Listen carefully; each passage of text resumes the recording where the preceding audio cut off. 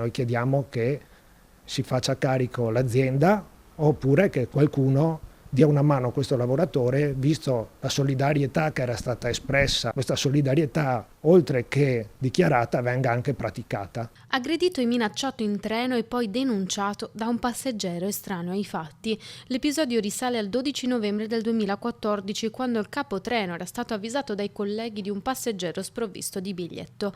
Una volta raggiunto e chiesto di mettersi in regola con il pagamento, sarebbe stato costretto a scendere dal treno. Il fatto è degenerato in un alterco. È stato denunciato prima e poi ha vissuto una vicenda giudiziale che l'ha portato oggi ad avere a pagare circa 15.000 euro, e perciò che si facciano carico delle spese legali del lavoratore.